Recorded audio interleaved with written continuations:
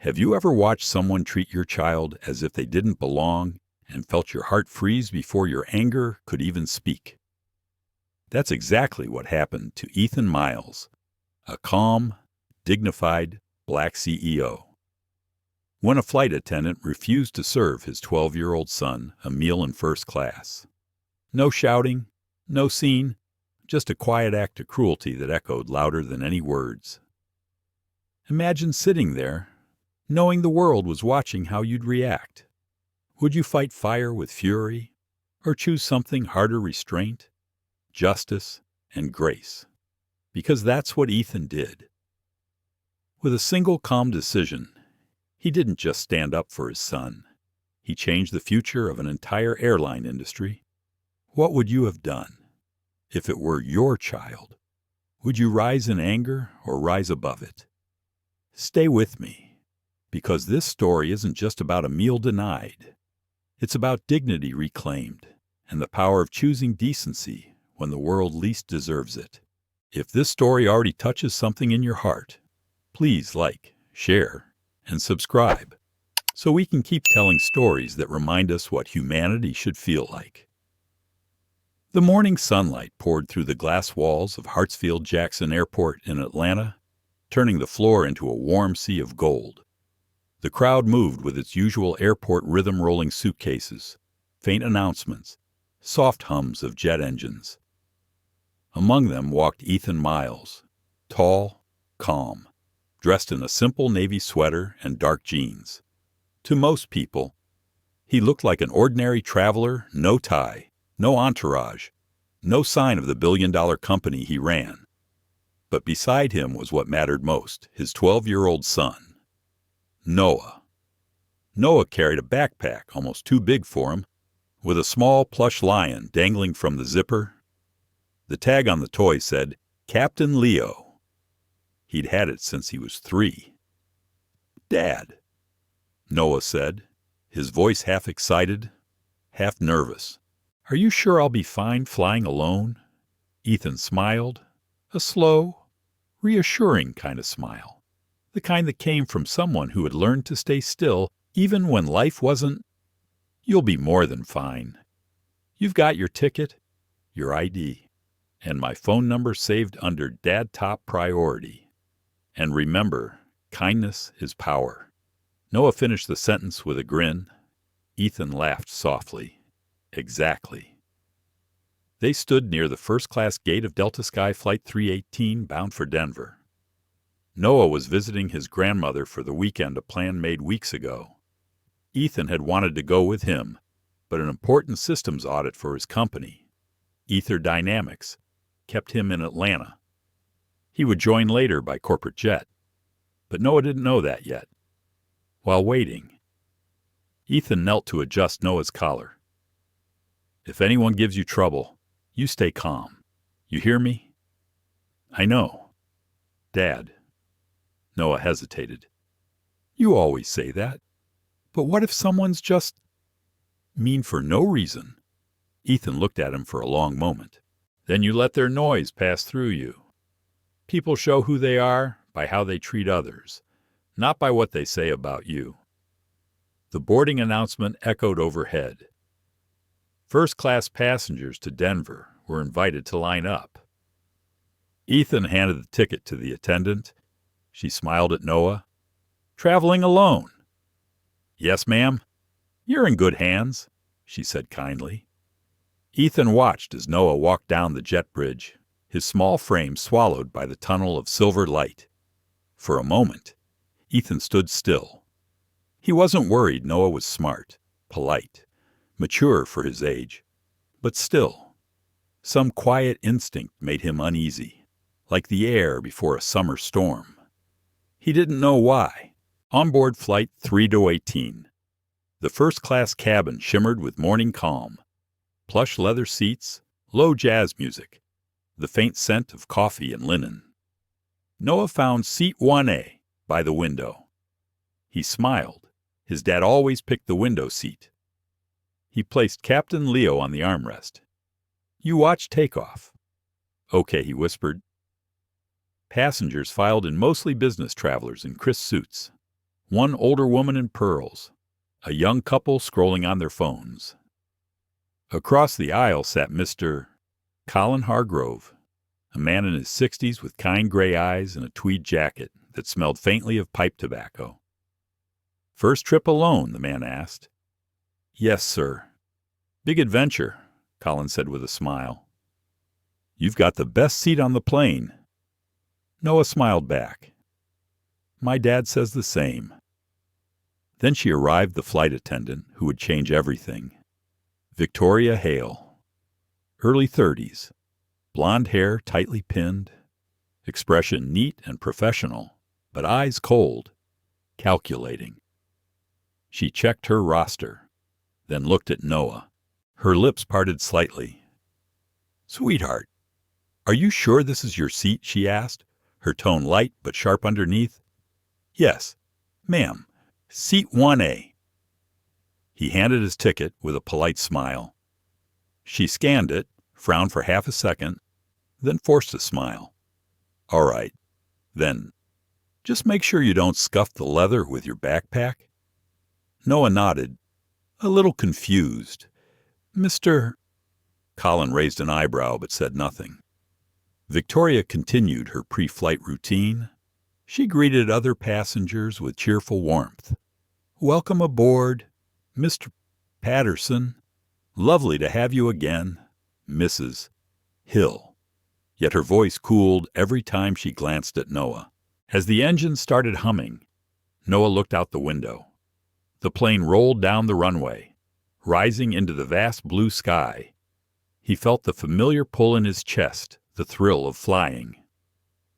He reached for the seat tray, taking out his small sketchbook. He liked drawing airplanes. His dad used to tell him stories about how they worked, how every system needed precision. Noah sketched a wing, labeling the aileron and flaps. Victoria passed through first class, checking belts. She paused by Noah's seat, eyes on the drawing. "That's interesting," she said flatly. "Try to keep your things organized. We don't want any mess."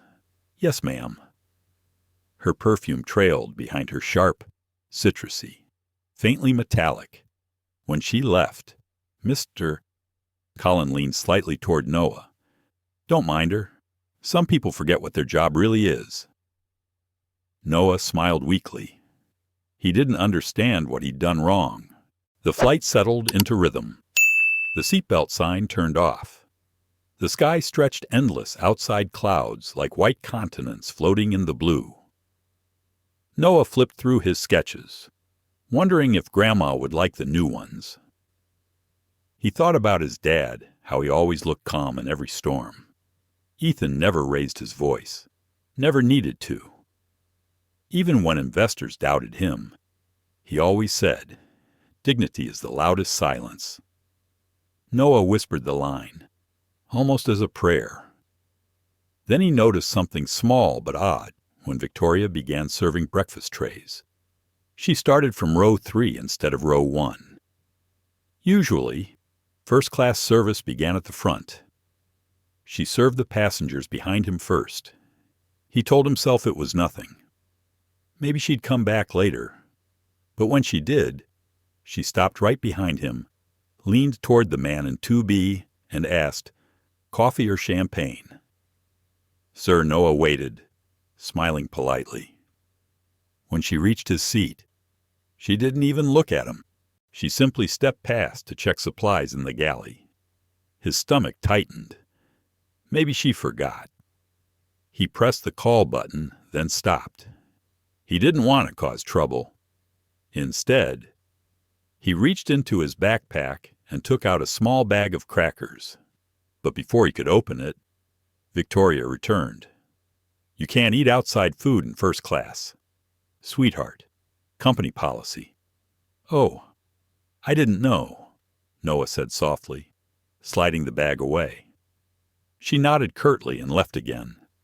"Mr. Colin's brows furrowed.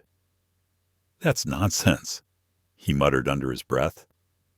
Noah tried to smile. "It's okay. I'm not that hungry." But he was, meanwhile, in his office 30,000 feet below. Ethan was standing by the window of Ether Dynamics headquarters. He could see the streaks of departing aircraft cutting across the skyline. He thought of Noah alone up there, somewhere above the clouds. He smiled faintly, sipping coffee. His phone buzzed with a message from his assistant, reminding him about the board review in 30 minutes. He didn't see the text waiting on his private phone yet. It sat in his pocket, screen dim, unread. A message that simply said, "Dad. They said I can't eat here." The clouds outside the cabin windows drifted like slow-moving waves. Sunlight spilled across the aisle, flickering over silver trays and white napkins. It could have been an ordinary flight, comfortable, quiet, uneventful. But for Noah Miles, something in the air had begun to change. It was subtle at first, the kind of shift only a sensitive heart could feel. Victoria Hale's polished shoes clicked softly against the carpet as she moved through the first-class cabin. Her smile came and went, like a switch bright for one passenger, cold for another. When her gaze landed on Noah, it dimmed, almost out of habit.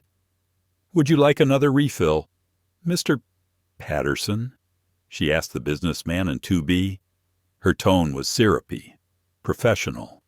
He nodded with appreciation. Then she turned to check seat 1A, where Noah sat. Her face tightened just slightly. "Seatbelt fastened?" "Young man," she said, without warmth. "Yes, ma'am," Noah replied quietly. She nodded and walked away. A few rows back. "Mr. Colin Hargrove noticed it too, the quiet chill that followed every time she passed the boy. He'd taught children for 40 years before retiring, and he knew the small signs of exclusion, the way adults could make a child feel invisible without saying a single cruel word. He leaned slightly forward. "You holding up, champ?" Noah smiled faintly. "I'm okay, sir." The boy turned toward the window again, trying to focus on the shapes of the clouds. But even there, his reflection looked uneasy. He thought of his dad's words that morning. "Stay calm. Let their noise pass through you." He tried. He really did. Still, when the breakfast service began, that calm started to slip. Victoria moved efficiently down the aisle, her tray cart gleaming. "Good morning," she said cheerfully to each passenger. "Omelets with roasted potatoes, croissants, orange juice, coffee refills." The cabin filled with the warm smell of butter and eggs. But when she reached Noah's row, her tone changed.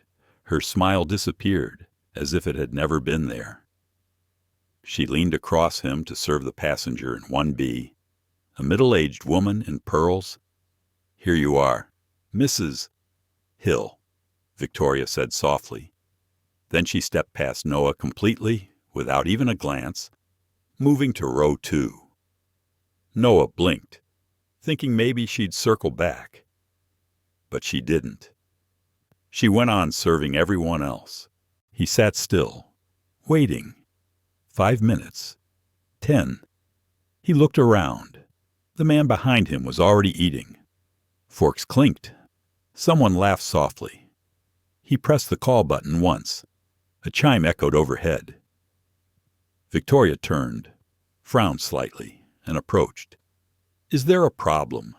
"No, ma'am," Noah said. I didn't get a meal." She paused, the faintest irritation flashing across her face. "We prioritize our premium members first." "Sweetheart." He frowned. "But my seat is 1A." Her voice hardened. "I understand. Please be patient." Then she turned and walked away. "Mr. Colin sat up straighter. "Now, hold on," he said, voice raised just enough. "That boy's in first class. I saw his boarding pass myself." Victoria spun slightly. "Sir, I'd appreciate it if you didn't interfere with service procedures." "I'm not interfering," Colin replied. I'm witnessing. A few passengers looked up from their meals, some uncomfortable, some curious. Noah's throat felt tight. He didn't want to be a problem. He didn't want people staring. So he forced a smile at Mr. Colin. It's fine, really. But it wasn't. When Victoria passed again, he asked politely, "May I please have some water?" She sighed softly, eyes flicking toward his brown hands resting on the armrest. "I'll see what I can do." Noah waited another 10 minutes before she returned with a plastic cup half full. No ice, no napkin. "Here. Thank you," he said quietly. The woman in pearls next to him glanced over, clearly uncomfortable. "That was uncalled for," she whispered under her breath. Victoria pretended not to hear. As Noah sipped his water, his stomach clenched with hunger. The smell of omelets filled the cabin, heavy and constant. He opened his backpack just a little and slipped out his small bag of crackers, hoping no one would notice. But Victoria did. She appeared almost immediately. "I told you, outside food isn't permitted in first class. Please put that away." He froze. "I'm sorry, ma'am. I didn't mean." She cut him off. "Rules are rules. I suggest you remember them if you want to keep your seat." Her words hit harder than he expected. Keep your seat, as if it wasn't really his. The man across the aisle frowned. "Excuse me, miss," he said. That sounded a little harsh. "Don't you think?" Victoria's smile returned instantly. "I assure you, sir, it's standard procedure." Noah looked down at his lap, embarrassed. Captain Leo, his small lion, stared up at him with stitched-on eyes that seemed suddenly sad. He wanted to text his dad, but he didn't want to worry him. Ethan was probably in a meeting, probably talking to important people. Still, his hands shook slightly as he typed the message anyway. "Dad, they said I can't eat here." He didn't hit send right away. He looked at it for a long time, then pressed the button. Up front, Victoria leaned near the galley phone and whispered to another flight attendant. "That kid in 1A, something's off. He's too quiet." Her coworker, a younger man with brown hair, frowned. "He's a kid." Exactly. Kids that age don't belong in first class alone. Someone probably booked it wrong. The young attendant hesitated. "His ticket says full fare." Victoria's lips tightened. There are ways people game the system. She didn't say it aloud, but the thought lingered. People like him. Back at seat 1A, Noah tried to distract himself. He took out his sketchbook again, drawing the curve of the wing through the clouds. He focused on every line, every angle. If he just stayed quiet, maybe time would move faster. "Nice drawing, Mr. Colin said softly. "Thank you," Noah replied. "You remind me of one of my old students," the man said, smiling gently. "Bright kid. Used to draw maps during history class. He said it helped him imagine a bigger world." Noah looked up. "Did he grow up to travel?" "Oh, he did," Colin said. "He became a pilot." That made Noah smile for the first time in half an hour. For a brief moment, the tension eased. Then Victoria returned with the dessert cart. Small cakes, fruit, sparkling water. She passed Noah again as though he were invisible. This time, it wasn't just Colin who noticed. The couple in 3A whispered quietly, eyes darting forward. A businessman took out his phone and began recording discreetly. The air had shifted again, heavier now, sharp with discomfort. Noah kept his eyes down. The words, "You don't belong here," weren't spoken, but they echoed all the same. He closed his sketchbook and stared at Captain Leo. "We're okay," he whispered to the toy, voice barely a breath. "We're okay." His phone buzzed once, A reply from Dad. "Where are you? Are you safe?" Noah typed back, "Yes, just someone's being mean." He hit send and turned off the screen. Outside, the clouds rolled like white mountains below the sun. Inside, time moved slower than ever. And somewhere thousands of feet below, in a tall glass office in Atlanta, Ethan Miles felt a cold wave of unease rise in his chest. He didn't know yet what was happening, but he would soon. And when he did, nothing in that airline would ever be the same again. The scent of roasted potatoes and warm bread drifted through the air like a cruel reminder. Noah's stomach had begun to ache softly. The kind of quiet hunger that made you more aware of every sound around you, the clinking forks, the low hum of conversation, the soft chuckle of passengers content in their comfort. He looked out the window again, pretending to be fascinated by the clouds. But the truth pressed down on him. Everyone else had been served except him. Victoria Hale moved down the aisle, refilling coffee cups with a bright smile that seemed to dim each time her eyes met his. He tried not to look at her. He didn't want to give her another reason to notice him. He just wanted to fade into the background until Denver. When she reached the front again, "Mr. Colin cleared his throat, his voice steady but firm. "Excuse me, Miss Hale. You skipped the young man here in 1A. He hasn't received anything to eat." Victoria turned with a practiced smile. "We're out of children's portions in first class, sir. He'll have to wait until after we serve the rest of the cabin." "That's odd," Colin said. "He's a paying passenger, not a guest from coach."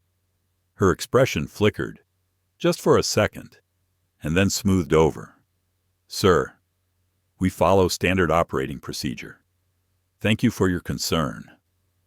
Noah lowered his head, cheeks burning.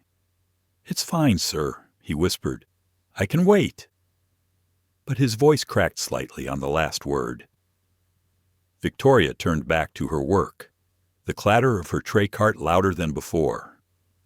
She moved with deliberate precision, ignoring the stares starting to form around her.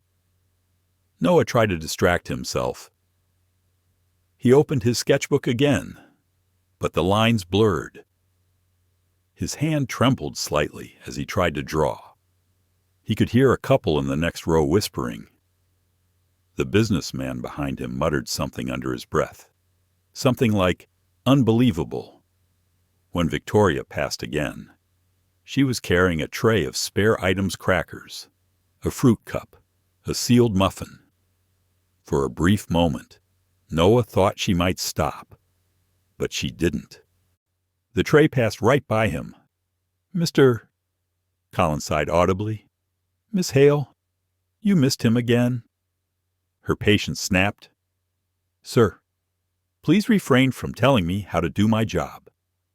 "I wouldn't need to," Colin said sharply, "if you were actually doing it." A few passengers chuckled under their breath, the kind of uneasy laughter that fills the space when people aren't sure whether to step in or stay silent. Victoria flushed, glanced at Noah, then leaned toward Colin. "You have no idea the kind of behavior we deal with every day," she hissed quietly. "Some people think buying a ticket entitles them to anything." "I'm sure," Colin said, "but last I checked, basic decency isn't an upgrade." Victoria's lips pressed into a thin line. "Sir, please stay seated." Noah's heart pounded. He wanted the conversation to stop. He didn't want anyone getting in trouble because of him. "Please," he said softly. "It's okay. Really, I'm fine." But he wasn't. His chest hurt, not from hunger, but from something heavier, embarrassment. Maybe. Or that quiet disbelief that comes when someone looks at you and decides you don't belong. He pulled Captain Leo from his backpack and set the small lion on his lap. It had always made him feel brave, but even Captain Leo seemed powerless here.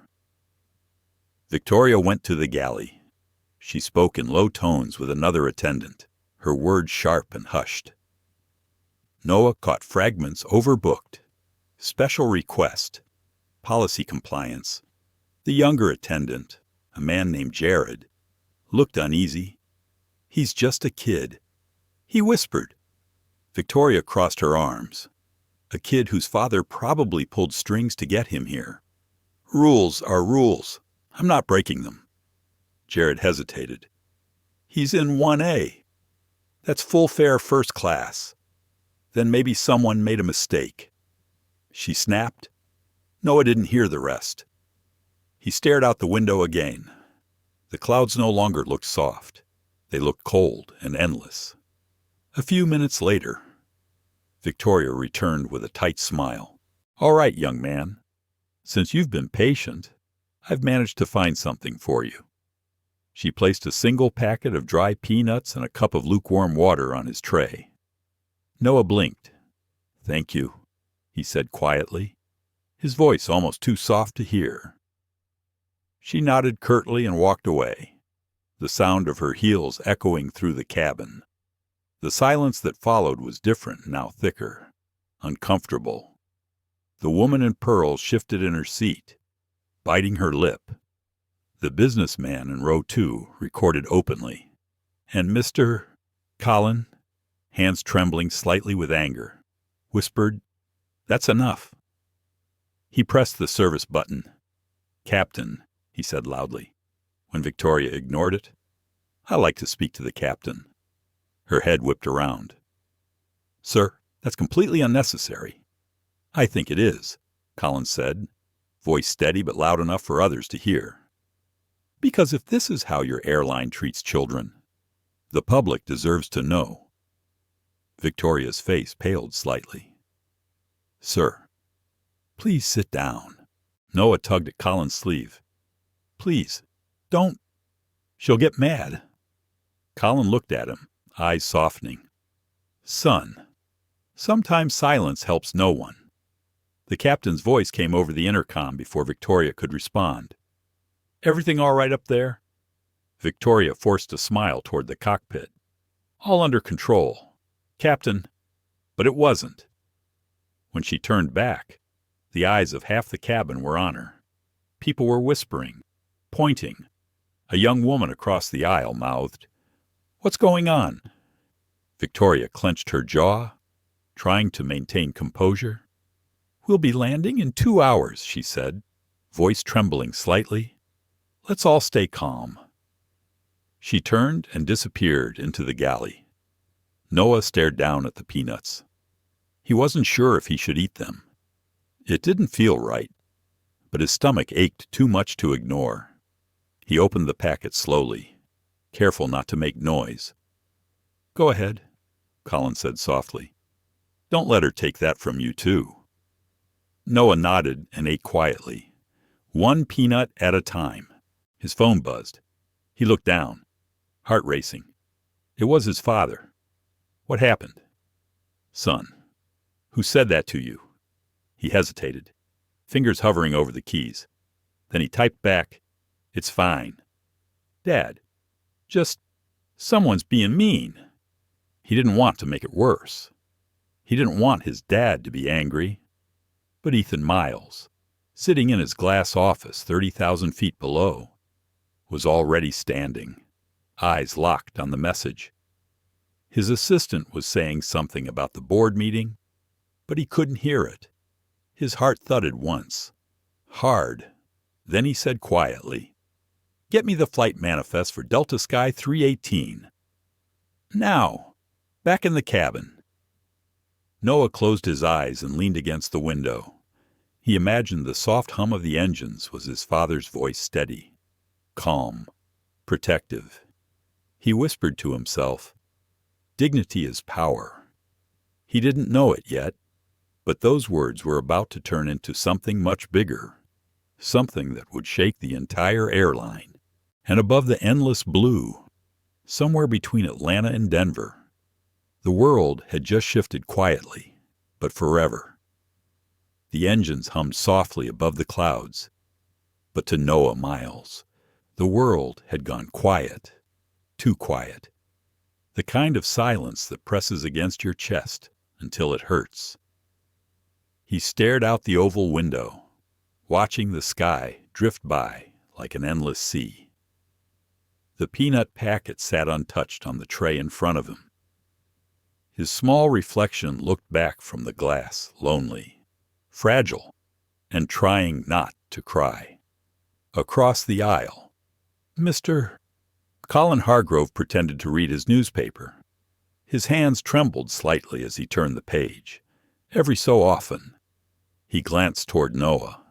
The boy hadn't spoken in over 20 minutes. His sketchbook lay open on his lap, a half-finished drawing of an airplane wing, the pencil rolling slowly back and forth with the plane's motion. Victoria Hale had disappeared into the galley, her voice muffled behind the curtain. The other passengers spoke in low tones, careful not to disturb the thick air of discomfort that had settled in the cabin. A woman whispered something to her husband.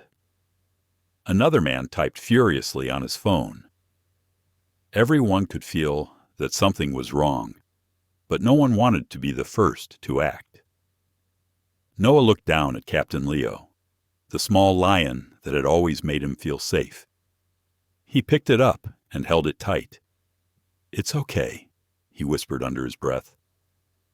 "Dad says we stay calm, we stay kind." His lips quivered, but he swallowed the tears that threatened to come.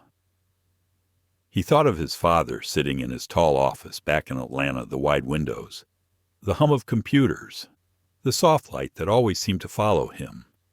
His dad always looked so sure of everything, so steady. Noah wanted to be like that, but right now, all he wanted was for someone to treat him like he mattered. Victoria returned, holding a clipboard and her service log. Her voice was sharp, controlled. "Everything all right up here?" She asked no one in particular, but her eyes landed on Mr. Colin. He didn't look up. "Depends who you ask," he said dryly. She smiled tightly. "Then I'll assume everything is fine." Her tone carried that edge of authority polished on the surface, but brittle underneath. She glanced briefly at Noah's tray. "You haven't eaten your snack. Something wrong with it?" Noah shook his head quickly. "No, ma'am. I'm just not hungry." "Suit yourself," she said, turning away. "Mr. Colin's jaw clenched. "Ma'am," he called after her, voice rising just enough to carry. "You may not realize it, but everyone here sees what you're doing." She froze mid-step. "Excuse me." "You heard me," he said evenly.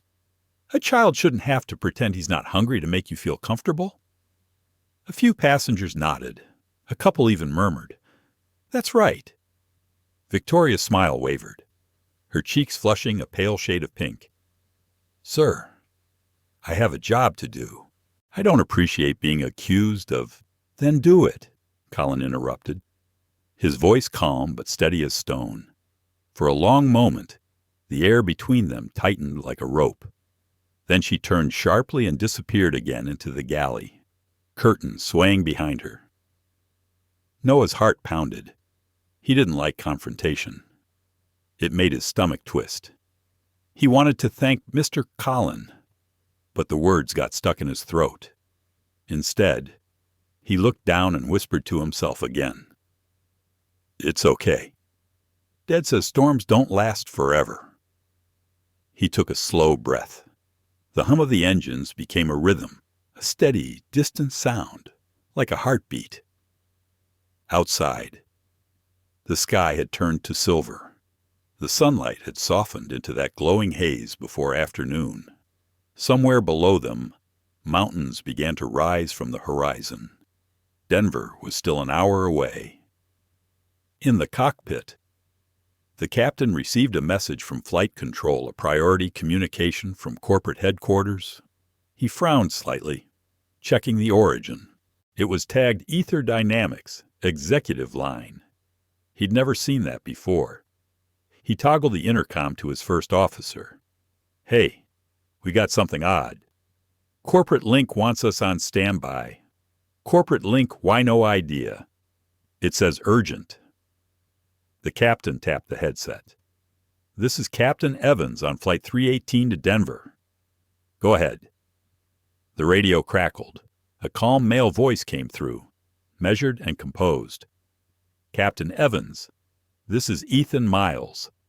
I need to confirm that you're operating Delta Sky Flight 318 passenger manifest, including one Noah Miles, seat 1A.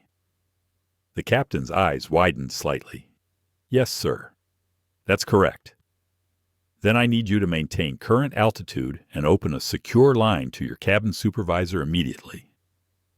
The captain hesitated. Mr. Miles, as in the CEO? Yes, Ethan said quietly. And the father of the boy in 1A? The cockpit went silent for a moment. The first officer turned his head slowly, mouthing, What's going on? The captain nodded once. Understood, sir. I'll patch through the lead attendant right away. Back in the cabin. Victoria was straightening napkins, still seething. Her radio crackled. Ms. Hale, please report to the cockpit. Her spine stiffened.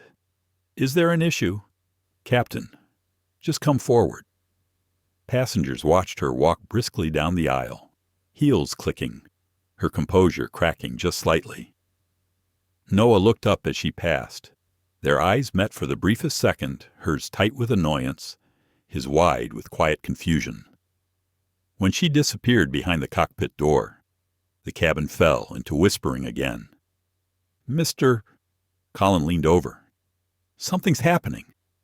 Son? Noah nodded faintly. Maybe they're landing early.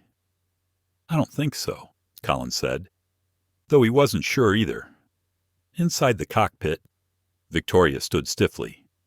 Captain, what's this about? The captain handed her the headset. Someone wants to speak with you. She frowned. Who? The captain looked her dead in the eye. Ethan Miles. Her face paled. The CEO. Yes, of Ether Dynamics. She hesitated, then lifted the headset. This is lead flight attendant Hale.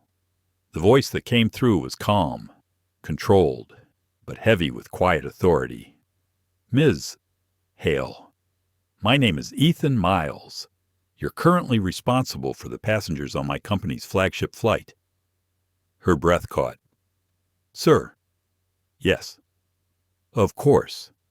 My son, Noah Miles, is seated in 1A. He's 12 years old. According to reports from multiple passengers, you refused him standard meal service and restricted his access to food. Is that accurate? Her throat tightened. I didn't realize Ethan's tone never changed. You didn't need to realize who he was. You only needed to realize that he's a human being. The words struck harder than any raised voice could have. She opened her mouth, searching for a defense. Sir, I assure you, there must be a misunderstanding. Then I suggest you stop speaking and start thinking, he said. Voice still, even, because the next words you say will determine whether this is a mistake or a pattern. Her hand trembled slightly. The captain looked away. The silence stretched. Finally, Ethan spoke again, his tone soft but final. You'll complete this flight, Miss Hale, but upon landing, you're relieved of duty pending investigation. The world is watching how we treat others, and so am I. The line clicked off. Victoria stood frozen, headset still pressed to her ear. The color had drained from her face. Captain, she whispered, what should I? He cut her off gently. Go back. Finish your shift. And Ms. Hale. He hesitated, his voice quiet but firm. Make it right. When she stepped back into the cabin, her steps were slower, her posture no longer sharp but uncertain. She looked at Noah, who sat quietly, unaware of what had just happened. For the first time since takeoff, She hesitated. Then, without a word, she disappeared into the galley and returned with a full tray fresh meal. Juice, fruit, warm bread.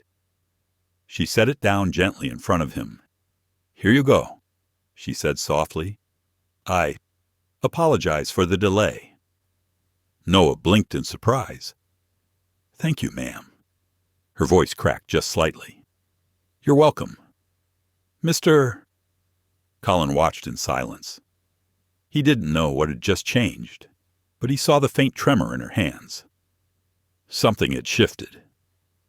Noah took a small bite, then another. The food tasted better than he expected, but the lump in his throat wouldn't quite go away. He didn't know that 30,000 feet below. His father was standing by a window, looking at the sky, whispering a quiet promise to himself. "No child," Ethan said softly, "should ever have to earn respect." The message had barely ended when Ethan Miles removed the headset from his ear. His reflection caught in the tall glass window of the Ether Dynamics headquarters. The Atlanta skyline shimmered behind him, calm, unaware. His chest rose slowly as he exhaled. His assistant, Mara, stood by the desk, frozen, unsure if she should speak. "Sir, do you want me to inform the PR team?" she asked cautiously. Ethan turned slightly, his eyes sharp yet calm. "Not yet. This isn't about headlines. Mara, this is about truth." He walked to the control console built into his desk. Ether Dynamics wasn't just a tech firm. It was the invisible brain behind Delta Sky's digital systems, communication, passenger records, training simulations, and internal auditing. It meant that, with a few keystrokes, Ethan could see almost anything. He entered an encrypted command, and a small screen appeared showing live metrics from Flight 318. Cabin cameras, service logs, crew communications, all encrypted, but all under Ether's oversight. Ethan paused for a moment, his fingers hovering over the keys. "No one should ever have to use power this way," he murmured. "But when it's your child, silence isn't an option." He opened the service timeline. There it was. Meal service passenger 1A skipped. No explanation. Then a notation added 15 minutes later. Passenger declined meal. Ethan's jaw tightened. He knew his son better than anyone. Noah would never decline something out of choice, only out of fear of causing trouble. He turned to Mara. "Pull the audio from the cabin feed between 10:42 and 11:10 a.m. "Yes, sir." The audio played through the room, the soft hum of the plane. Then Victoria Hale's voice, clipped and dismissive. "Meals are reserved for certain guests." Ethan closed his eyes. For a moment, he wasn't the CEO of one of America's largest tech firms. He was just a father, listening to his son being treated as invisible. "Save that," he said quietly. "Forward a copy to Legal and Compliance under direct review." Mara hesitated. "Sir, do you want to go public?" Ethan shook his head. "No, not yet. First, we make sure this isn't just one person's cruelty. We find the system that allowed it." He opened another window. Delta Sky's Personnel Behavior Index. A red flag blinked beside Victoria Hale's name. 3 prior passenger complaints in 2 years, all marked inconclusive. Each involved passengers of color. The notes were vague, corporate-sounding, miscommunication, service misunderstanding, passenger expectation issue. Ethan leaned back, his expression unreadable. 3 times, he whispered. 3 warnings, and no one did anything. Mara's voice softened. "Do you think they'll try to cover it up?"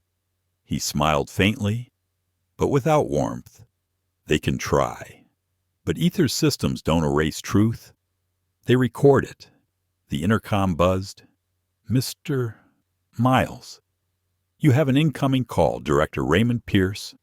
Delta Sky Operations. Ethan pressed the button. Raymond. Ethan. What's going on? I just got a notification that you've accessed internal crew logs. We're getting calls from the cockpit. Something about your son Ethan's tone was steady, but every word carried precision. My son, a paying first-class passenger, was refused service by your lead flight attendant. Multiple witnesses confirm it, and your system shows she falsified the report. Raymond stammered. Ethan, come on. Let's not jump to conclusions. Maybe it was a misunderstanding. It's not a misunderstanding, Ethan said calmly. It's a pattern, and patterns mean policy failure. There was silence on the line. I'm not asking for revenge. Raymond, he continued, I'm asking for accountability. You have 30 minutes to secure that crew, record their statements, and preserve every piece of data. If anything goes missing, Ether will consider it tampering, and you know what that means. Raymond exhaled audibly. Understood. We'll cooperate fully. When the call ended, Ethan stood by the window again. Outside, the clouds stretched endlessly. He thought of Noah, of how small his boy must have felt sitting there, pretending not to be hungry. Something inside him broke a little. He placed his hand against the glass, his reflection blurred by sunlight. You did nothing wrong, son, he whispered. The world did. Meanwhile, on Flight 318, the tension had eased but not vanished. Victoria moved stiffly, performing her duties with mechanical precision. The passengers still watched her with quiet judgment. Mr. Colin leaned toward Noah. Hey, kiddo, he said gently. You okay now? Noah nodded. Yes, sir. Thank you for helping me. Any decent man would, Colin said softly. Remember that. The captain's voice came over the intercom. Ladies and gentlemen, we'll be beginning our descent into Denver shortly. Please fasten your seatbelts. As the plane descended through the clouds, the sunlight fractured into streaks of gold. Noah closed his eyes. Somewhere deep down, he sensed that his dad was doing something he didn't know what, but he could feel it. The same way he used to feel safe when Ethan held his hand crossing busy streets. When the wheels touched down, the cabin erupted into polite applause, the kind that came more from habit than joy. But as they taxied to the gate, something unusual happened. 2 airport security officers and a tall man in a gray suit stood waiting just outside the jet bridge. Victoria froze when she saw them. The captain's voice came softly through her earpiece. They're from corporate. You'll need to stay behind after disembarkation. Her throat went dry. She nodded mutely. Passengers began to deplane, their eyes darting between the uniformed officers and the crew. Noah clutched Captain Leo and walked slowly toward the door. Mr. Colin put a hand on his shoulder. You're a brave kid, he said quietly. Don't ever let anyone tell you different. When Noah stepped off the plane, he was surprised to see a familiar face waiting Marcus Daniels, his father's driver, who knelt to meet his gaze. Hey, champ, he said with a smile. Your dad asked me to take you home. He'll be back tonight. Noah nodded, relief washing over him. Is he mad? Marcus chuckled softly. Not at you. Never at you. Back inside the aircraft, Victoria was escorted to a nearby conference room where Raymond Pierce and a compliance officer waited. She sat down, trembling slightly. Raymond folded his hands. Ms. Hale, I'll be direct. We've received verified reports of misconduct and a personal directive from Mr. Ethan Miles himself. We're initiating a formal suspension pending review. Her voice cracked. Sir, I didn't mean to hurt anyone. I thought you thought wrong, Raymond said quietly. And that's the problem. You thought your assumptions were harmless. but they weren't. Tears filled her eyes. I didn't know who he was. That's exactly why it matters, Raymond replied. Because respect shouldn't depend on who someone is. He signed the paper in front of him, slid it across the table. You're relieved of duty effective immediately. HR will contact you regarding the investigation. As she stood to leave, her reflection caught in the glass wall, tired, pale, and smaller than before. For the first time, she understood what it felt like to be invisible. By evening, news of the incident began leaking onto social media. Passengers' tweets and short clips started trending. Kid denied meal in first class. Airline in trouble. CEO's son involved. The hashtag #GeServe with respect appeared on screens across the country. Ethan watched quietly from his office, arms crossed. He hadn't released any statement yet, but he could see the wave forming. It wasn't about fame. It was about truth taking shape in public view. Mara approached again. Sir, PR says the media is asking for a comment. Should we respond? Ethan shook his head. Not with words, with action. He pulled out a notepad and began sketching something he did when his thoughts were too heavy for words. At the top, he wrote Dignity Protocol, Passenger Equity Framework. Beneath it, he listed his first points. 1. No crew member operates without empathy certification. 2. Every passenger interaction logged for training transparency. 3. Immediate suspension for verified discrimination, regardless of rank. 4. Public acknowledgement and accountability within 24 hours. He set down the pen. We don't fix the problem by firing one person, he said softly. We fix it by changing what made her think she was right. Mara looked at him, eyes glistening. You think people will follow. They will, he said, because decency doesn't need permission. It just needs a leader to remind them. Outside, night fell over the city. The lights of Ether Tower glowed against the dark, a quiet signal of accountability rising above the noise. Back in Denver, Noah sat at home with a bowl of soup, Captain Leo beside him. The TV murmured softly in the background, news anchors already debating the incident, though he didn't understand most of it. He looked up at Marcus. Did Dad fix it? Marcus smiled. He's fixing more than that. Kiddo? Noah smiled faintly. He always does. He didn't know the full story yet, but he didn't have to. Somewhere deep in his heart, he knew that when his father promised to make things right, he meant for everyone, not just for him. Morning light filtered through the blinds of Ethan Miles' penthouse, slicing across his desk where the faint glow of his laptop screen reflected headlines that had exploded overnight. The story had gone viral. Major outlets were running it in bold letters. Airline under fire. After CEO's son denied service in first class. Serve with respect trending worldwide. His inbox was flooded with messages from journalists, civil rights advocates, and industry leaders demanding a statement. Ethan sat still, coffee untouched, eyes scanning the endless stream of reactions. Some people praised him for staying calm. Others accused him of pulling rank. But beyond the noise, one thing was clear. This was no longer just about Noah. It was about everyone who had ever been told through tone, glance, or silence that they didn't belong. Mara entered quietly, holding a stack of printed reports. Sir, the story's everywhere. CNN, BBC, even The Guardian. The footage passengers uploaded, it's at 5 million views already. Ethan didn't look up. Let them talk, he said softly. For once, the silence isn't ours to carry.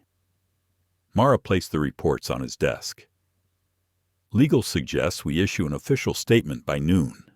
Delta Sky's already scrambling, They suspended 2 managers and issued a temporary apology. Ethan sighed. A temporary apology is like a temporary parachute. It doesn't mean much when you're falling.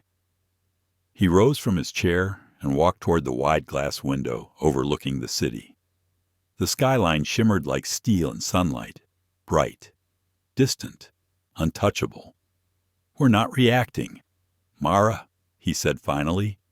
"We're rebuilding, downstairs, in the Ether Dynamics press suite." Preparations were already underway. A camera crew adjusted lights. The company's communications director rehearsed introductions under her breath. They all knew this wasn't going to be a typical corporate statement. It was going to be something different, something human. Across town, Victoria Hale sat alone in her small apartment, the light from the TV flickering across her face.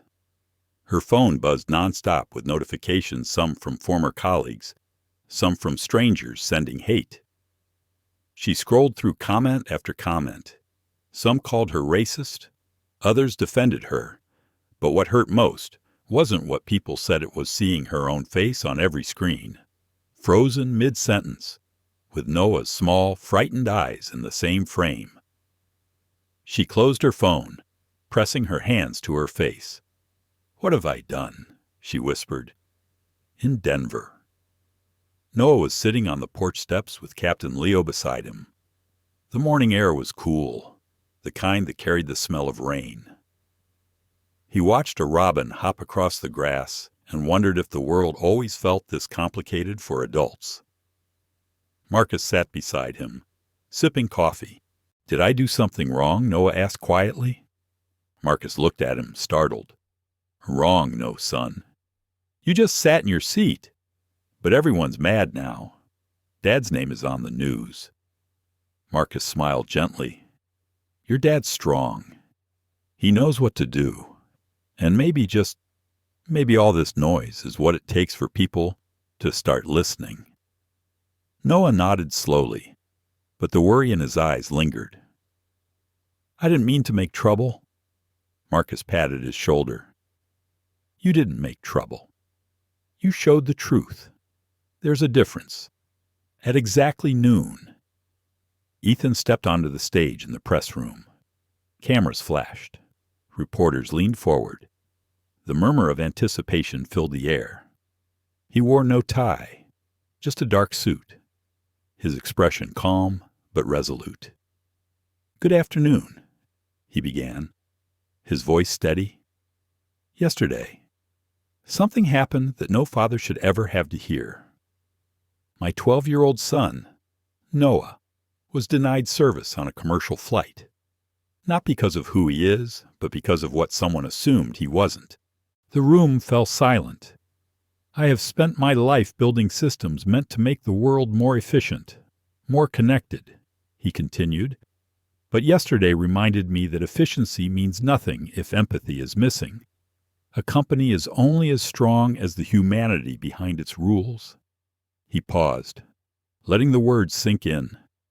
This isn't about a viral moment or a single employee.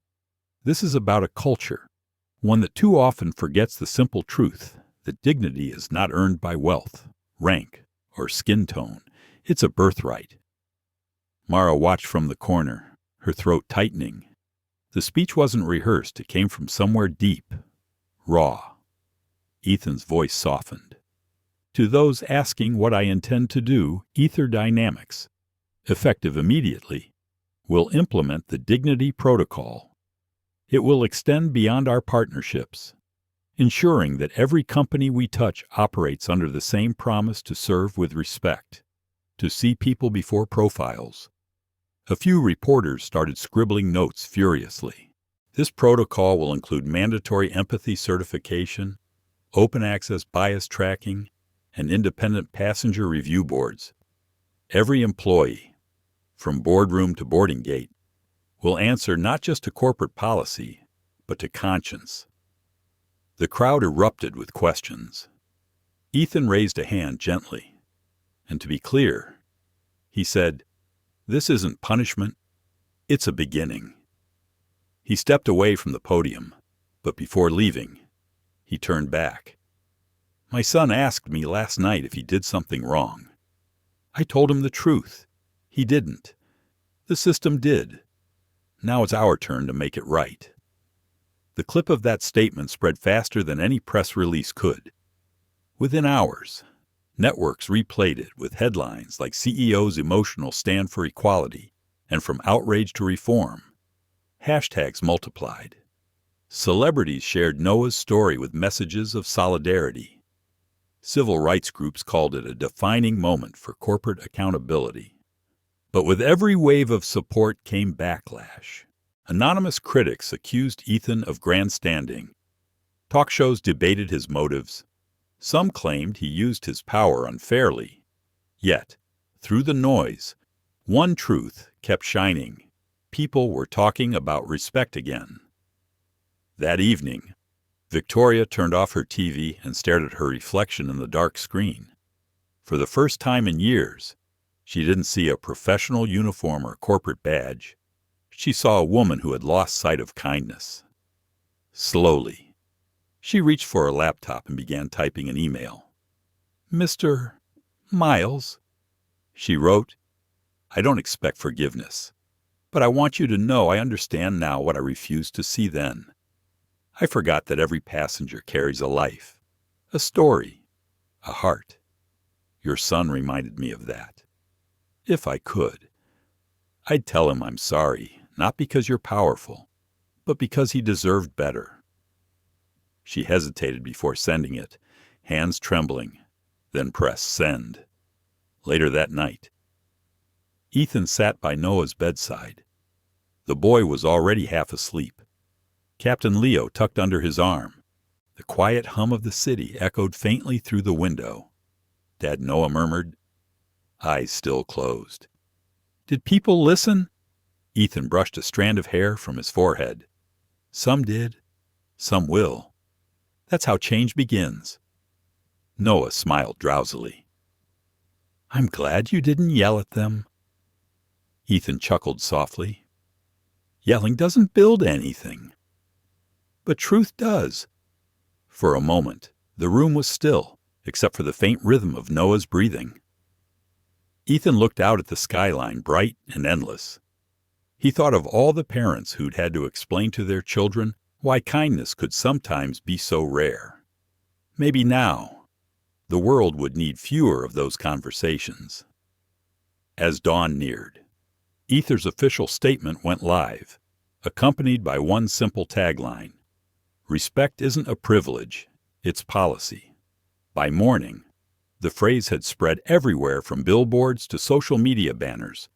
Other airlines publicly pledged to review their own practices. The conversation had shifted from scandal to reform. In one of the many interviews that followed, a reporter asked Ethan, Mr. Miles, do you think one incident can really change a system? He smiled faintly. No, he said, but one moment of courage can remind us why we must.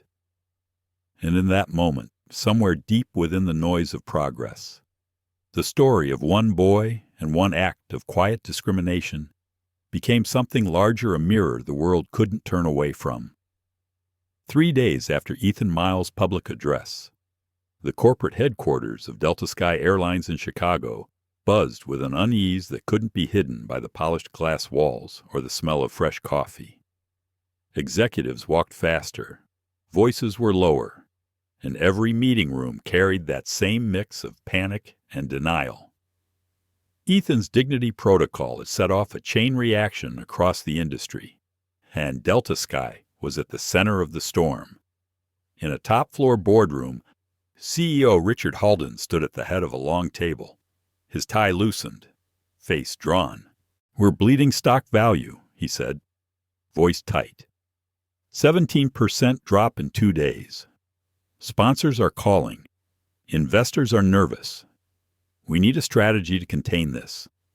Across from him, Raymond Pierce flipped through a folder thick with internal reports. With respect, Richard, we don't need containment. We need accountability. The more we try to silence this, the louder it gets. Halden slammed a hand on the table. You think I don't know that? Do you have any idea how many calls I've taken from the FAA? From the Department of Transportation? They're demanding audits. This is spiraling beyond control. Raymond looked him square in the eye. Then maybe it's time we stop trying to control it and start fixing it. Silence filled the room. Even the air conditioning hum seemed to hesitate. Halden exhaled sharply. Fine. Fix it. Then, but I won't have us turning into a charity. That kid's father is using this as a spectacle. At the word spectacle, Raymond's jaw clenched. That kid, he said slowly, is a 12-year-old who was humiliated on your flight. His father didn't make it a spectacle, your employee did. Murmurs rippled across the table. A few executives shifted uncomfortably. Halden looked away. Handle it. Pierce, he muttered. Just make sure it doesn't happen again. Raymond stood. It won't if we rebuild from the inside. As the meeting ended, a young communications officer lingered by the door. She looked barely 30, her name tag reading Elena Torres, Internal Ethics Division. When the room cleared, she approached Raymond quietly. Sir, there's something you should see. She handed him a tablet showing internal chat logs, crew communications from the day of the flight. Among the messages were snippets that turned his stomach. One read, "Kid's probably not even supposed to be up here." Another, "VIP upgrade, doubt it." And then, most damningly, a message from Victoria Hale herself. Policy says prioritize image, start from the front row, not the charity case. Raymond's fingers tightened around the tablet. Where did you get this? Elena hesitated. A junior systems tech found it. He was scared to report it. Said last time he flagged something similar.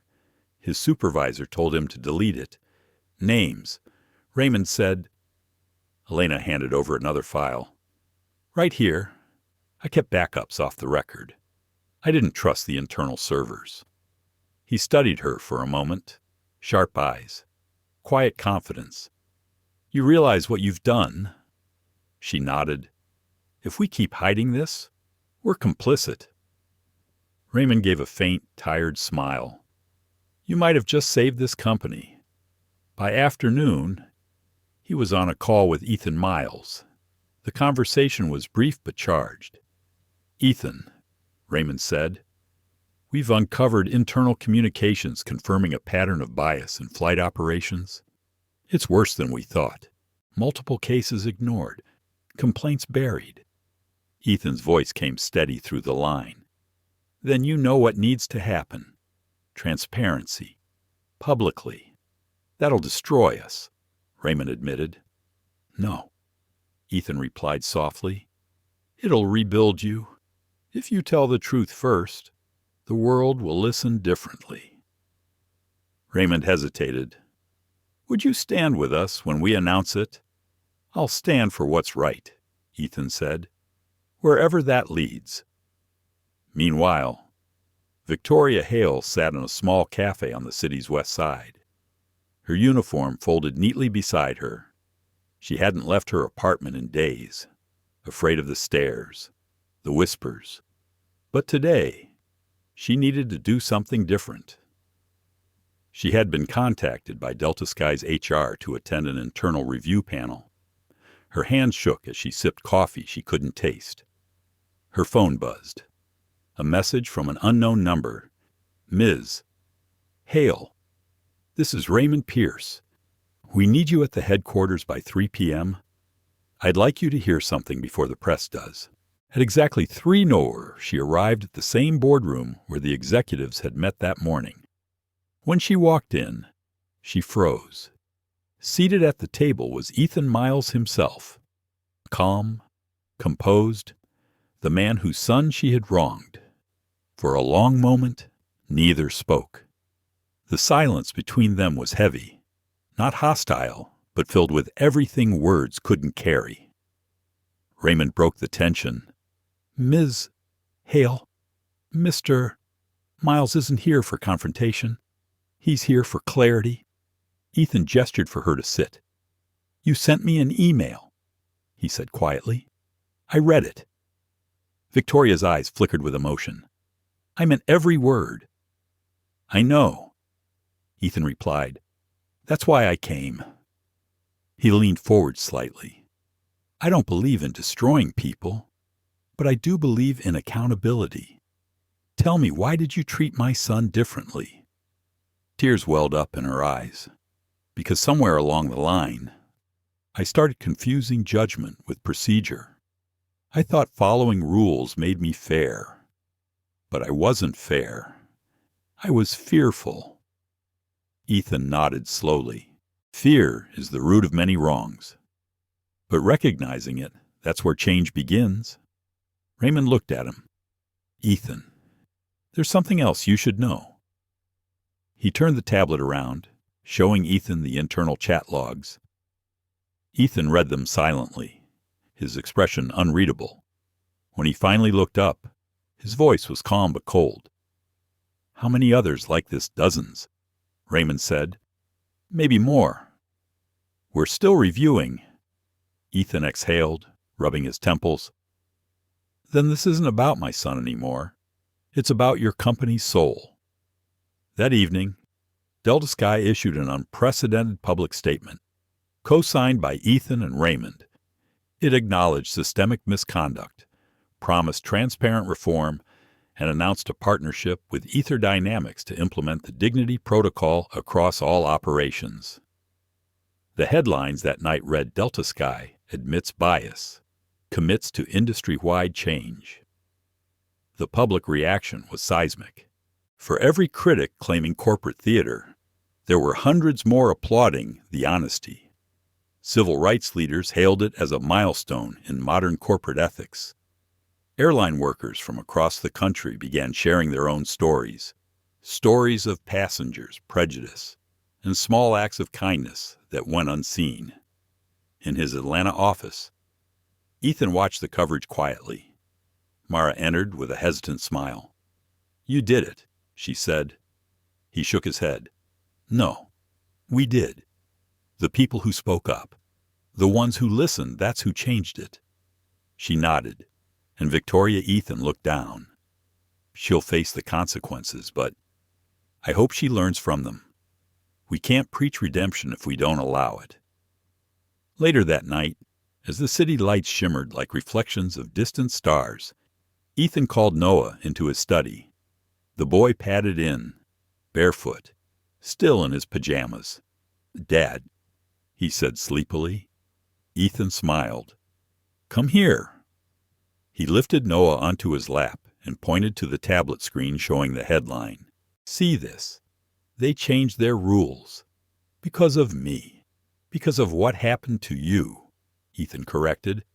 Because you stayed kind when others weren't. That's the hardest kind of strength. Noah thought for a moment, then smiled softly. Then it's not just our win. Right. Ethan kissed the top of his head. No, son. It's everyone's. Outside. The night was quiet, the city resting under the soft hum of progress. For the first time in a long time, Ethan felt peace, not the absence of struggle, but the presence of purpose. Somewhere out there, he hoped another child would step onto a plane tomorrow and be treated not as an exception, but as an equal.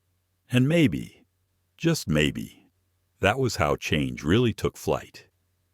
The morning after the press storm, the Delta Sky headquarters felt quieter, but not calmer. It was the quiet of people rethinking every word they had said, every policy they had ignored. Inside a small cubicle on the 9th floor, Elena Torres stared at her computer screen, her reflection faint in the glass. The email in front of her bore the company's new headline, Reform Committee First Meeting, 10 a.m. Her name was listed third on the invite, right below Raymond Pierce and Ethan Miles. She couldn't believe it. Elena had joined Delta Sky's ethics division 3 years earlier. Full of hope, she believed rules could make people better. But the deeper she got, the more she saw reports ignored, complaints buried, quiet patterns of prejudice brushed off with legal jargon. She'd almost quit twice. Yet now, because of a boy she had never met, everything was changing. At precisely 10, she walked into the conference room. Ethan and Raymond were already there. The air was serious, but not tense like the calm before rebuilding begins. "Good morning, Ms. Torres," Ethan said, offering a firm handshake. "I've heard your name several times this week. You have a gift for courage." She flushed slightly. "I just did what I thought was right." "That," he said, "is the hardest part for most people." Raymond nodded. "Elena's the one who found the chat logs." He explained, "Without her, we'd still be in denial." Ethan gestured toward the whiteboard filled with scribbles and timelines. "Then let's make sure what you risked yourself for becomes something permanent." They began mapping out what would become the Fair Flight Initiative, a partnership between Ether Dynamics and Delta Sky, to embed real-time accountability into every flight operation. Cameras, AI empathy assessment, open grievance channels, everything recorded, transparent, accountable. As the meeting went on, Elena noticed how Ethan listened more than he spoke. He wasn't the kind of executive who filled silence with power.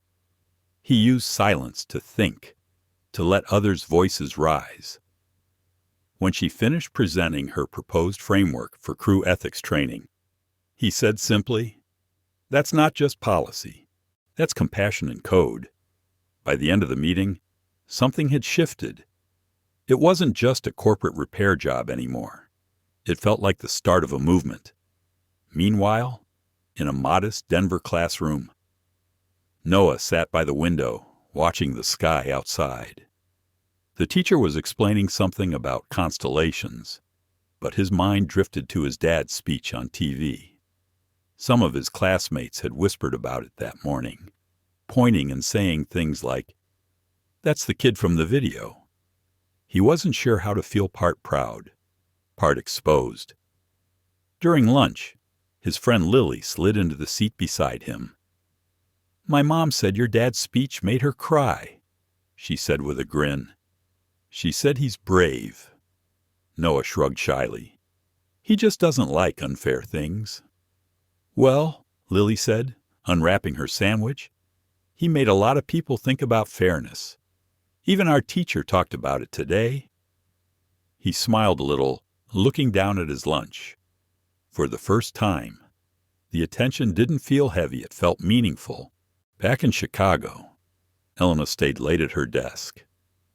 The city lights flickered outside the window, and the hum of the building had faded to a soft lull. She was sorting through archived complaint files, dozens of them, forgotten in digital drawers. She opened one dated 3 years earlier. The report came from a Latina mother who claimed she and her son were denied boarding after being flagged for suspicious activity. Reading the notes, Elena realized it was written by the same department that had ignored Victoria's earlier cases. She bit her lip, scrolling through the attached data. One line caught her eye. "Incident audio file corrupted, unrecoverable," except the file wasn't gone.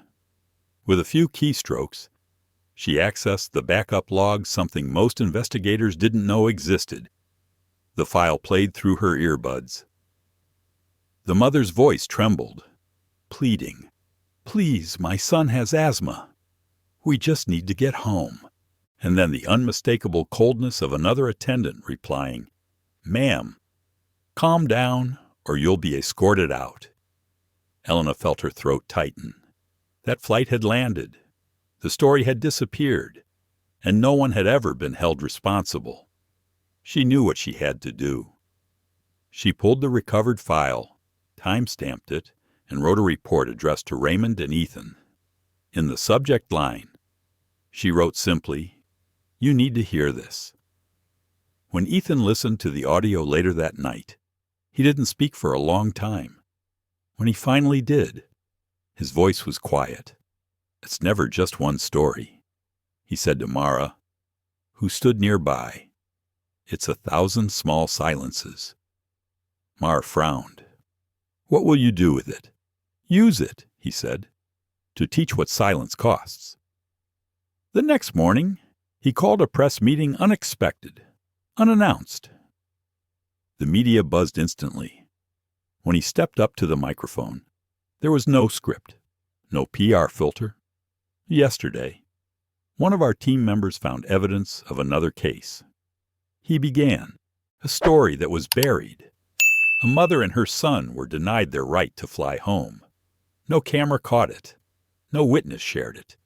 But her voice remained in our systems, waiting to be heard. He played the audio clip publicly. The room went still. Reporters exchanged glances. Some wiped their eyes. When the clip ended, Ethan continued, "We can't undo the harm, but we can promise something better.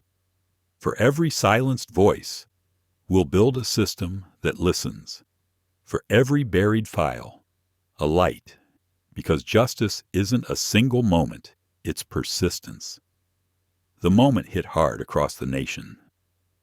The clip of the woman's voice echoed online with the hashtag, #Voices We Missed.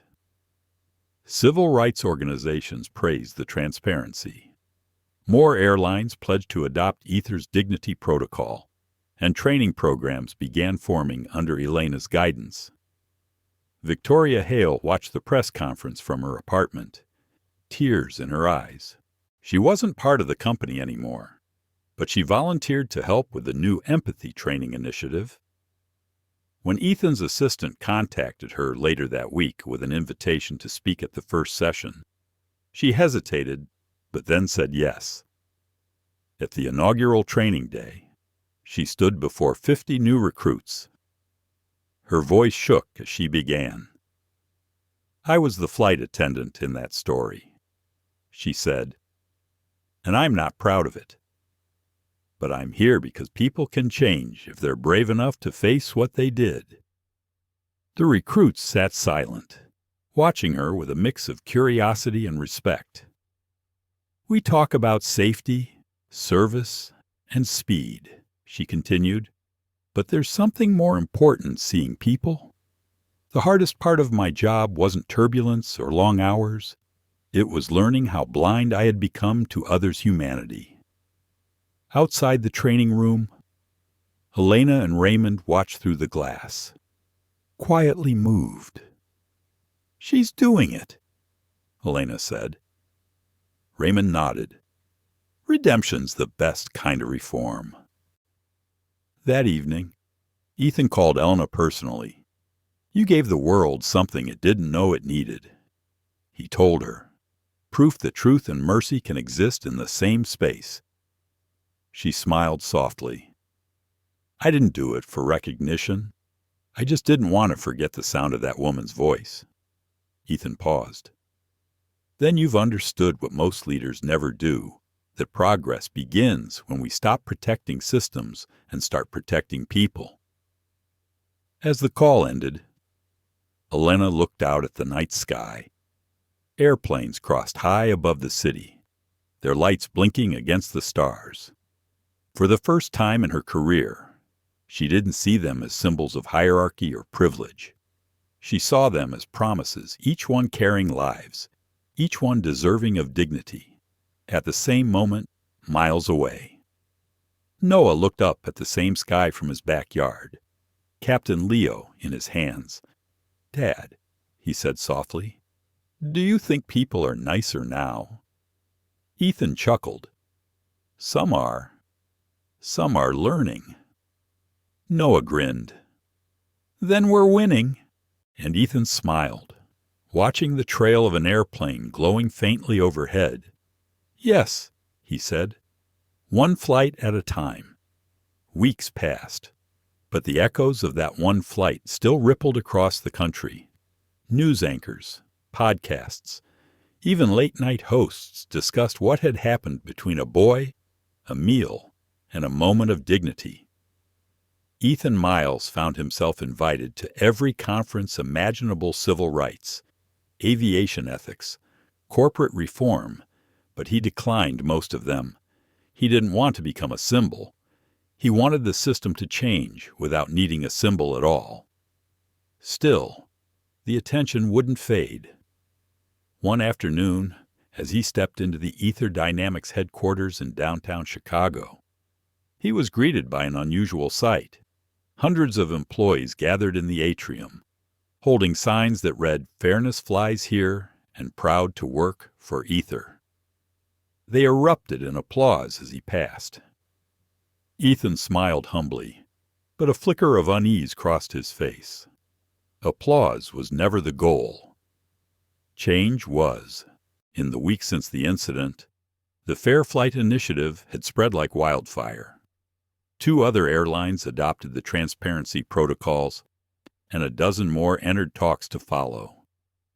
The Dignity Index, an AI-driven system designed by Ether to analyze tone, language, and behavior in passenger interactions, was being tested in flight crews across the U.S. It wasn't perfect, but it was progress. Still, not everyone celebrated. Critics accused Ethan of overreaching, of turning compassion into surveillance. Opinion pieces warned that big tech morality could become the next privacy concern. Ethan listened to them all, weighing every word. He knew that if fairness became fear, the mission would fail. At home, Noah had adjusted to his newfound attention with surprising grace. His classmates admired him. Teachers asked him to speak at school assemblies. One night, as Ethan tucked him into bed, Noah asked, "Dad, are people ever going to stop talking about the flight?" Ethan chuckled softly. "Eventually, but what they'll remember is what we did after." Noah thought for a moment. "Then I hope they remember the good parts, not just the bad." "That's the best hope there is," Ethan replied, brushing the boy's hair back. "Turning something bad into something that helps people." Meanwhile, far from the comfort of Ethan's home, an entirely different kind of conversation was happening at Delta Sky's boardroom. CEO Richard Callum sat at the head of the table, his expression tight. The reforms had been costly. The new training programs, the data compliance agreements with Ether, the loss of several senior executives who had retired quietly, it all added up. Yet something in his tone hinted at reluctant admiration. "This Miles," he said, tapping the folder in front of him. "He's changed the narrative completely. For the first time in a decade, public trust in our brand is up. It's ironic, isn't it? A scandal turned into salvation. Raymond Pierce, now promoted to Chief Ethics Officer, responded calmly. It's not irony, sir. It's accountability. People respond when you tell the truth." Richard grunted. "Maybe so. But let's be sure we keep the truth from eating the bottom line." After the meeting, Raymond stepped outside into the crisp Chicago air and called Ethan. "You might want to know something," he said. "The board's starting to spin your reforms into a PR win. They're already marketing Delta Sky Cares campaigns." Ethan's tone was even, but sharp. Let them. The more they perform goodness, the more they might stumble into actually doing it. Raymond laughed softly. "You sound like someone who's seen too many boardrooms." "I've seen too many excuses," Ethan said. "At least this one's productive." Later that week, a letter arrived at Ether headquarters addressed to Ethan. No return address. Inside was a neatly folded note written in shaky handwriting. "Mr. Miles, I was on your son's flight. I was in 9C. I saw everything but said nothing. I've been thinking about that moment ever since. I'm sorry I didn't speak up. I should have. Please tell your boy there are people trying to be braver now." An older man who finally learned how to look in the mirror. Ethan read the note twice, then placed it in his desk drawer. He didn't reply. He didn't need to. Some apologies weren't meant to be answered. They were meant to be carried forward. Days later, he found himself standing before the U.S. Senate Subcommittee on Transportation Ethics. He hadn't wanted to testify, but when asked, he agreed because silence, he knew too well, was complicity. The chamber was crowded with reporters, cameras, and curious faces. When the chairman asked him to summarize the heart of his mission, Ethan spoke slowly, choosing his words like stones across a river. "The question isn't how one flight went wrong," he said. "It's how so many systems allowed it to. Bias doesn't start in the sky. It starts on the ground, in our assumptions, in our policies, in who we choose to believe. This isn't about punishing airlines.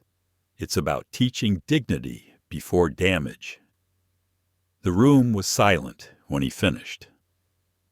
One senator whispered to another, and within days, a bipartisan bill called the Passenger Dignity Act began circulating. Back home, Noah watched his father's speech on television, eyes bright. "You sound different up there," he said when Ethan returned. Ethan smiled. "Different how?" "Like you're not just my dad," Noah said. "Like you're everybody's." Ethan paused, deeply moved. "I think that's what happens when you realize your story belongs to more than you." In the following months, the reforms continued to spread. Elena Torres, now Director of Ethics Technology, developed a new training model combining data analysis with human empathy, what she called measured compassion. Her pilot programs were praised by civil rights groups and adopted internationally. Victoria Hale, once a disgraced flight attendant, became her lead instructor. Together, they transformed a tragedy into an educational revolution. But change, as Ethan knew, never stayed simple. 6 months later, a scandal broke when a rival airline claimed the Dignity Index had flagged innocent staff unfairly. Critics jumped at the opportunity to discredit Ether's system. Ethan faced a choice: defend his creation or admit its flaws. At an emergency press briefing, he stood before a sea of flashing cameras and said, "Our system is powerful, but it's still learning, like us. If we demand perfection from machines, we'll forget that fairness begins in human hearts." The Dignity Index doesn't replace conscience. It reminds us we still need one. The humility in his words disarmed even his harshest critics. Within weeks, the storm quieted. A columnist from The Atlantic later wrote, "Ethan Miles isn't selling technology. He's teaching a moral language in binary." Months later, Ethan and Noah visited the airport for the first time since the incident. The terminal was different now. Posters about respect and dignity hung beside the boarding gates. Employees wore badges that read, "Every passenger counts." As they waited in line, a young attendant approached and smiled warmly at Noah. "Hey there," she said, kneeling down. "Would you like to pick your snack before we board?" Noah blinked in surprise, then smiled. "Yes, please." Ethan stood a few steps behind, quietly observing the small exchange. It wasn't grand. It wasn't newsworthy, but it was everything. The smallest moment of care was the truest proof that change had taken root. As they walked down the jet bridge, Ethan whispered to his son, "You see that Noah nodded. She looked at me like I mattered. That's the whole point," Ethan said. The flight took off smoothly, the sky glowing orange over the horizon, somewhere between clouds and sunlight. Ethan finally exhaled. He looked out the window, his reflection merging with the clouds, and thought of all the people who had been part of this journey, the ones who stood, the ones who fell, the ones who learned. He realized that justice wasn't a single act of firing someone or passing a law. It was an ongoing promise, renewed every time someone chose to see another human being fully. Down below, airports buzzed, airplanes ascended, and the world moved forward one flight, one story, one act of courage at a time. A year later, the world felt quieter, yet somehow fuller. Airports across America carried new signs, gentle reminders written in blue and white. Respect is standard. Kindness is policy. They hung near check-in counters, above gates, on coffee cups, even on the screens of self-check kiosks. For most travelers, it was just another slogan. But for Ethan Miles and his son, Noah, it was the echo of a story that had once torn their world apart and rebuilt it, piece by piece. That morning, Ethan stood at the window of the newly renovated terminal at Denver International Airport. Outside, a ribbon of light spilled over the tarmac as a plane rose into the orange dawn. He was waiting for someone, and though he wouldn't admit it aloud, his hands trembled slightly, the way they did only when something truly mattered. Footsteps approached behind him. "They're ready, sir," said Mara, her voice soft. Ethan nodded and turned toward the crowd gathered near Gate 12, the same number as that fateful flight. The gate had been transformed into a small exhibit dedicated to the Flight 447 initiative. A glass plaque bore the inscription, "In memory of every moment when dignity was denied, and every person who chose to make it right." Among the attendees were familiar faces: Captain Leo, Marcus Daniels, Elena Torres, Raymond Pierce, and dozens of others who had been part of the reforms that reshaped the airline industry. Cameras were set up discreetly. This wasn't a press stunt. It was closure. Ethan stepped up to the podium, his expression calm but reflective. "When I first got that call from 30,000 feet in the air," he began, "I didn't know that one act of prejudice would take us this far. I only knew my son was hungry, and someone decided he didn't deserve to be fed. Today, a year later, we stand not in anger, but in accountability. The difference is everything." The crowd was silent, except for the quiet hum of airport life beyond the glass boarding calls, rolling suitcases, faint laughter. "We didn't change an airline," Ethan continued. "We changed expectations. We learned that fairness isn't a feature you add to a business. It's the foundation you build it on. We built systems. We passed laws. But what truly matters are the small, unseen acts of respect that happen when no one's recording." He paused, scanning the faces before him, his eyes resting briefly on Noah, who stood near Mara, holding a small folded piece of paper. "Before I finish," Ethan said, "my son asked if he could say something. I think it's fitting he was the first voice in this story. After all." Noah stepped forward, visibly nervous but composed. His voice was clear, steady beyond his years. "I used to think being brave meant fighting back or shouting louder," he said, "but I learned that sometimes being brave just means staying kind when someone isn't kind to you." He unfolded the paper, reading carefully. "A lot of people told me what happened to me was wrong, but the thing I remember most wasn't what happened. It's what my dad did next. He didn't yell. He didn't try to embarrass anyone. He made the world a little fairer. And now, I just hope when someone else sees something wrong, they'll remember to do the same." When Noah finished, a wave of emotion filled the space. Even the reporters lowered their cameras for a moment. Ethan placed a hand on his son's shoulder, pride shimmering in his eyes. After the ceremony, as guests mingled and the crowd thinned, a woman approached hesitantly from the back. She was older now, her blonde hair shorter, her eyes red-rimmed, but sincere. Victoria Hale. Ethan noticed her immediately. Their eyes met no hostility, no fear, just a quiet acknowledgement of shared humanity. "I wasn't sure I should come," she said softly, "but I wanted to see it, to see what you built out of, what I broke." Ethan nodded. "You didn't just break it, Victoria. You helped rebuild it, too." She blinked, taken aback. "I don't deserve that credit." "Maybe not," Ethan said, "but you earned a second chance and you used it. That's more than most people ever do." Her eyes glistened. "Noah, does he remember me?" Ethan glanced toward his son, who was laughing with Captain Leo near the exhibit wall. "He remembers the moment, but not the anger. Kids have a gift for letting go when adults can't."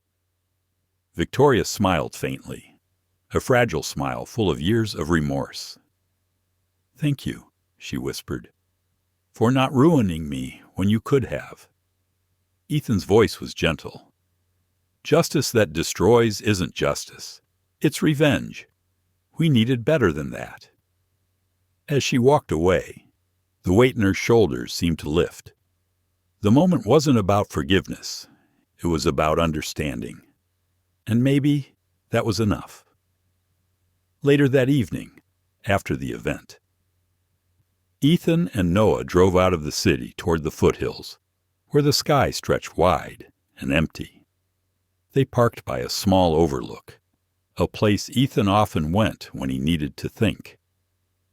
The lights of Denver twinkled below, like 1,000 small stories waiting to be told. Dad Noah said after a while, "Do you think people are different now?" Ethan looked at the horizon, the faint line where night met dawn. "Some are," he said. "Others are still learning. Change doesn't happen all at once. It happens one decision at a time." Noah thought for a moment, then nodded. "Like you always say, fairness isn't a rule. It's a choice." Ethan smiled, eyes soft. "You've been listening." They sat in silence for a while, the kind of silence that wasn't empty but full of memories, lessons, forgiveness, and quiet pride.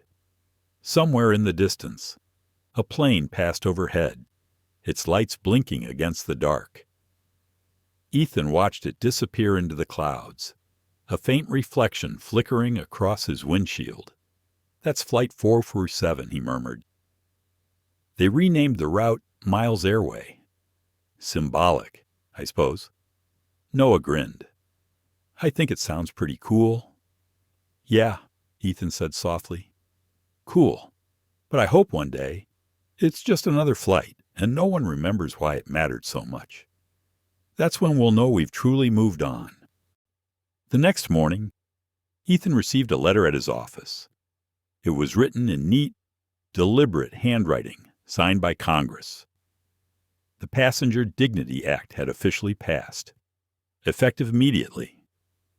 All U.S. airlines were required to implement independent oversight, mandatory empathy training, and clear reporting mechanisms for discrimination. It was law now. He set the letter down and exhaled slowly. There was no celebration, no speech, just quiet satisfaction, the kind that comes from knowing something you believed in had taken root beyond you. As he looked out the window, the sun hit his desk just right, illuminating the framed photo of Noah holding a model airplane. Beneath it, engraved in small silver letters, were the words that had carried them through every storm. "Respect isn't a privilege, it's a promise." That night, Ethan wrote a short journal entry, the kind he never showed anyone. It started with hunger. A boy. A sandwich. A flight attendant's words. But maybe hunger was never just for food. Maybe it was for fairness, for decency. Today, the world feels a little more fed. When he finished, he closed the notebook, turned off the light, and watched the city glow beneath him. He wasn't sure what the future would hold. But he knew this much: some stories didn't end. They kept unfolding in every act of kindness that followed. Somewhere, a mother helped a stranger.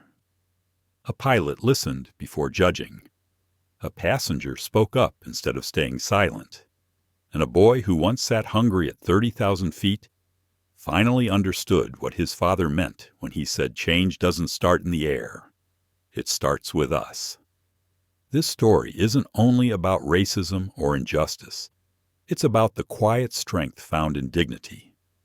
Ethan Miles could have used his power to humiliate those who wronged his son, but he chose a harder path to rebuild, not destroy.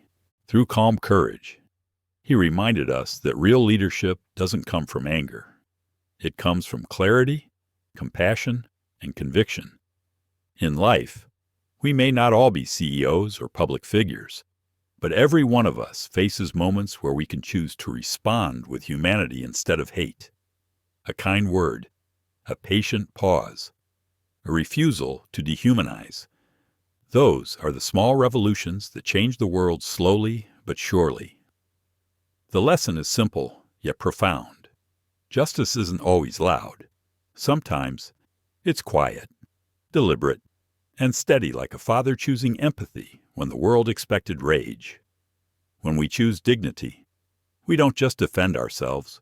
We make room for others to be seen, respected, and believed. Thank you so much for watching this story. If it moved you, if it reminded you of the power of kindness and courage, please take a moment to like, share, and subscribe to the channel. Every click helps us bring more true and meaningful stories to light, stories about respect, justice, and the quiet strength within us all. Your support means more than you know. Stay kind, stay thoughtful, and remember, one act of empathy can change more than a moment. It can change a system. See you in the next story.